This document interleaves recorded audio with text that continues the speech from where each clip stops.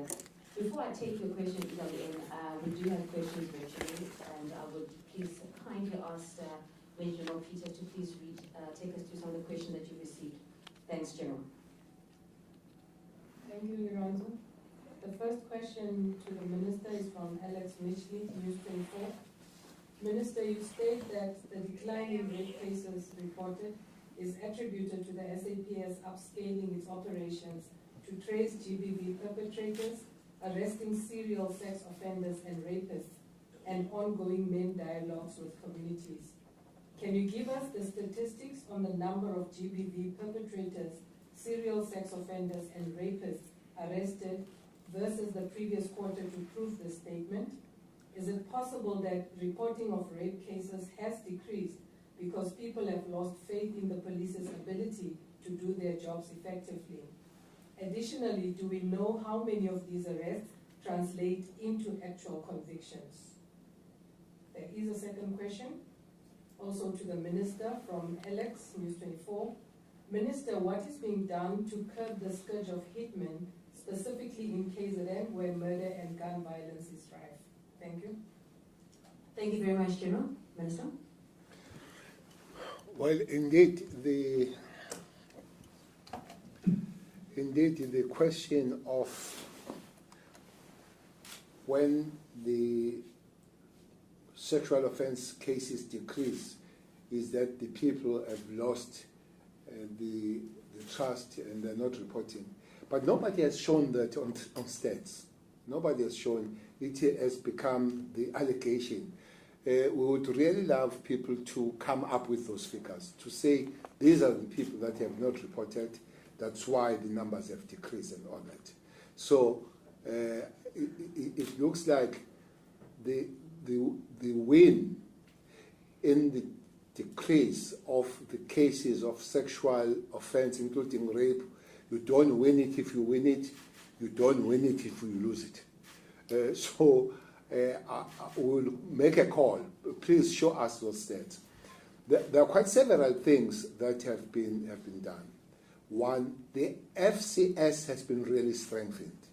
Much money has been put, much resources, more cars, more human beings have been trained to deal and understand with that. That's the first one. But the second one that everybody should not forget is that we have improved tremendously when it comes to the DNA testing. You must remember that we had this backlog of 241,000. That has been reduced to 600. And all those cases that have been stagnating on the DNA have been pushed to the criminal justice system so that those cases can be tried. And there were more than 32,000 of those cases that have been specific, that the NPA has worked with the IOs, investigating officers, to get those DNA so that they can be in the court roll and those continue. Specifically, the figures that he asked on this quarter cannot be given now, but we have sent more than 7,000 crime offenders when it comes to the sex offenses, even those that are rapists. 7,000 of them are doing life sentences. So there is quite heavy sentences there. Those life sentences that have been achieved, it tells you that the good work on investigation has been done, and for the judge or the magistrate to give you the life sentence, which means somebody has done the good job. Indeed, we're not going to go on the top of the mountain and shout that we have won. It's a step in the right direction. We fully concede that much needs to be done, but that's why we're also calling on other stakeholders for the fact that even now, more than almost 5,000 people are raped in their own houses by the people that they know, by the people that are supposed to protect them. That's why we also venture on other activities, because it's men mostly that will rape the women. Hence, we have started here in Western Cape. We have been, I think, twice now had the men dialogue. In a week or two, we'll be in Gqeberha, where the clergy has called for the men dialogue.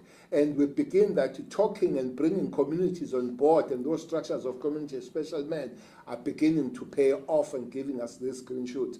Indeed, if there is a difference understanding, and that is proof, we'd like to see that so that we can improve on that. On the KZN, the special political team that was put in 2018 has arrested 336 hitmen in KZN. 336. So it would be very much unfair to say there is nothing that is being done there. There is a lot of activity that is going on. Many people have been arrested since there is that political task team led by General Kumalo. And those people, almost 50 of those people have been sentenced to life sentence or between 10 and 50 years. And there are many ongoing cases, and there are many arrests that have been made and achieved by the same team. And indeed, some of them, those people, they do damage of murder here in this Western Cape. We remember that one lawyer was shot dropping his children at school, and those people indeed were arrested from KZN. The lady from Tembisa, the health department, 6 people were arrested there coming from KZN. So it's a combination of these activities spreading around the country. But to say that there are no achievements, there are no activities in response of that will be really by the person that doesn't understand and appreciate that 336 of those hitmen have been arrested around the country, especially in KZN. Thanks. Thank you, Minister. And just to further elaborate on the funding of the FCS, Minister, if you'll allow me, in your budget speech last week, you did make an announcement that 1.3 billion rand was allocated to the resourcing of FCS units, Alex, and an additional 100 million rand is allocated to provinces for additional GBVF priorities. So the SAPS is definitely not just talking the talk, but also putting some money towards fighting gender-based violence and femicide in the country. With that, I will take you, EWN. You have been so patient. Thank you so much. Go ahead. Hi, thank you, Minister. Babalo Denze here from Eyewitness News. This morning, the committee at the pre-briefing, there was issues around, the crimes against children, murder, in particular. The numbers say that there's a slight decrease, but is this a new trend, a new phenomena? I know one member, I'm not sure if you responded to that question, about multi-killings being linked to the disappearance and murders of children. And is this an issue at all? And you also mentioned, I think, a turning point. I think you used that phrase. And in certain categories of crime, have we reached a turning point in any categories, or are we still to get to that point? And just to go back to the issue on hitmen, if you could maybe perhaps just elaborate, what is the profile of these 300 hitmen that you've arrested? Are they teenagers? Are they people that work in a certain sector? Are they undocumented? What's the profile of a KZN hitman? Minister, I think that will probably be the last question. Let me just look through. Okay, that is the last question, Minister. The profile of the hitman, and yeah. Let me start with the first question of the children. If one day we achieve the complete non-murder of any child in the Republic of South Africa, that will be the good day that we work towards that. If one is not mistaken, this has been the second decrease on this category of crimes. But the number is still very high, that you look around more than 250 of these kids being killed. Sadly, most of these children will die on the domestic setup, sadly. We remember that Mpumalanga mom who killed all the kids, poisoned them. We remember that, I think it was Flagstaff, where the dad took the hammer, bashed and messed up all the kids in the house, killed them. And there is a trend when you find that there is a conflict between father and mother, and will choose to shoot the mother, shoot the kids, and maybe turn the gun against himself and shoot himself, not let the kids live before. So there is quite a high number of children that are dying on the domestic setup. Hence, we need to work in the integrated way as the police. That one cannot be won by the police alone. Departments like social development and other stakeholders, other NGOs like Pledge and other people should be the part of dealing with that. And indeed, there are those that are just criminals against kids. This well-known kid who was taken and raped by the parolee here in Western Cape, a 6-year-old was found in Worcester after killed. There are those that will just prey on kids, on young people. But there are those multi-issue. It does look like it's getting is increasing by those people that are using kids for multi. Unfortunately, even there, you find that there is a domestic element. Most of the time when these kids are taken, you find that the relatives are involved in taking those kids and selling them off and all. But also making on the community, especially in the families, to take care of kids, know your kids as they play and all that, just be able to monitor them as they play. It's a correct thing for the kids to play, but it's also a correct thing for all of us as parents, as community, to have an eye on our kids as they play. Other area that I think we all need to work together, especially the Department of Education and the police. When there are extra movement of kids, we have the case of Palisa as we are sitting here in Pretoria.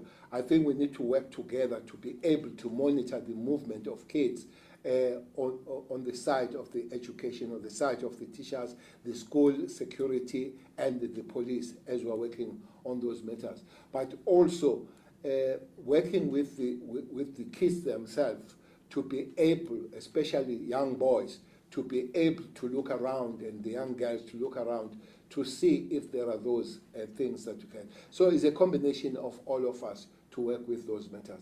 But indeed, we're absolutely not there. Yes, decrease, but we're far, far away from achieving that. The profile of Izinkabi, I don't know how do I profile Izinkabi, but usually are not elderly people. There will be people between 20s and 40s, most of them. But unfortunately, most of them, they come from one industry, the transport industry, the taxi industry. Most of them are producers from that level, and they spread. You find that after they are produced, they say, "Fagimali uzobona." They work for everybody. Most of them that will have been arrested in KZN, they will be involved in different categories of matter. The one basically matter for the taxi industry, and they'll matter for political killings, and they will be involved in serious crimes like cash heist, same people. They'll be involved in things like house robberies, those kind of gangs. So they become some pool of people that you can hire for different other things rather than a specific kind of killing.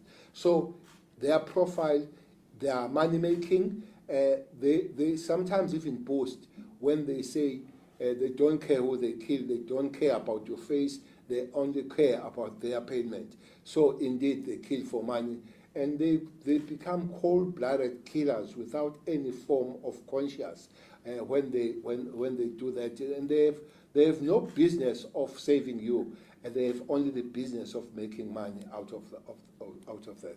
It's indeed, the question dominates the case at hand, but you find the same trend here in Western Cape.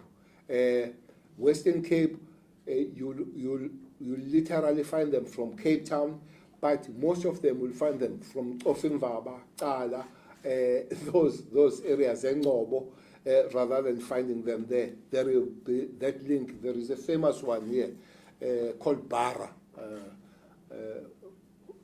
Though there is a worrying trend also that they buy communities. I remember when Bara was arrested, there was a march in some communities here demanding that the Minister of Police must let Bara go. And Bara is charged with 19 dead bodies. But the people, they still march to say let Bara go. So, which means communities themselves must be saved from the clutches of these criminals who seems to be winning the communities, taking the dividends and sharing the ill-gotten dividends with the communities. Are we having the turning point? Indeed. One is very confident that we are reaching the turning point. If you look at the green shoots that are there, we believe that we are on the right direction. But we have put quite a lot of preventative measures. I think that's what we're doing. We will be sharing that with you. For instance, almost for the last 3 weeks now, every Monday we meet as the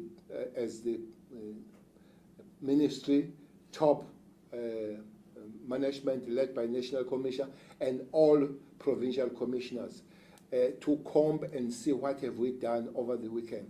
There is this intensified kind of approach, as we have said. Operation Shanela has been spread. It's no more for Gauteng or Kaimulao only. It's for everybody that will intensify. Because weekends, they have high density kind of crime activities, so we have identified on that.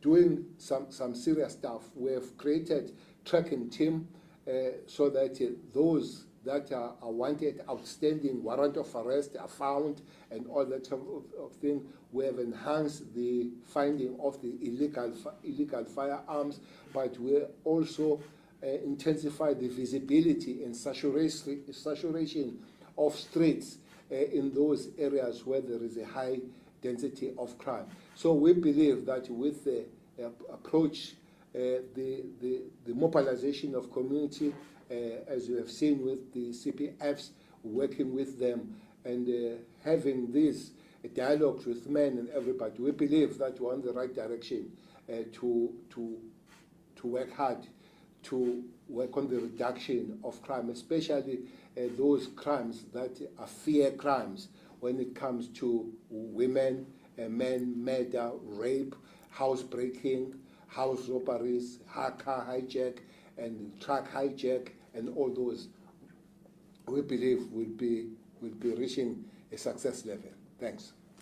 Shanela Police, Shanela Mpagati. Operation Shanela is in full swing, ladies and gentlemen, and I think the Minister has really elaborated further as to what does this operation entail and what will it mean. But Minister, there is one last bite from Newsroom Africa, unless you are covered, Ati. No, I'm not covered. Go ahead. Allow me to digress, since we have all the South African police top brass, including the Minister, who's a member of Cabinet.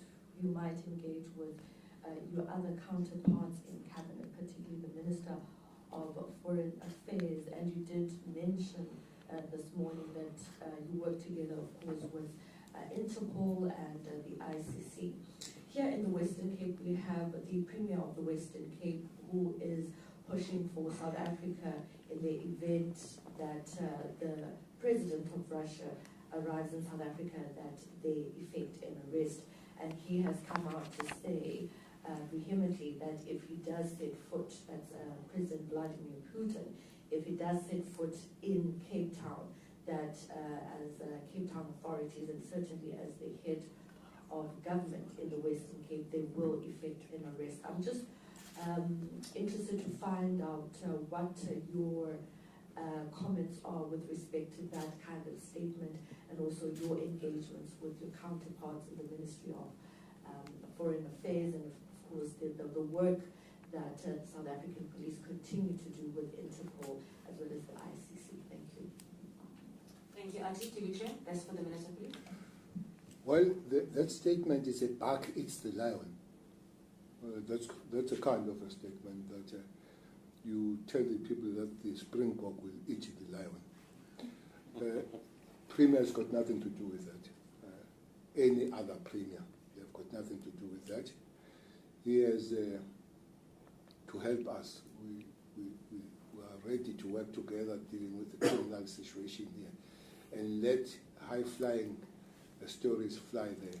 That matter is handled in quite different places, and as the police, we are not about to pronounce ourselves until we as a body, we are sure that all other elements have dealt with. I saw that the army has dealt with that matter. The head of the defense in the Republic of South Africa said they would not arrest in any way.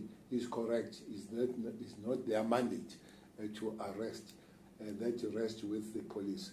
But at this juncture, there are many laws that are involved here that will be led by the justice, that will be led by the DECO, that will be led by the police and other bodies, the ICC itself, the Interpol and all that.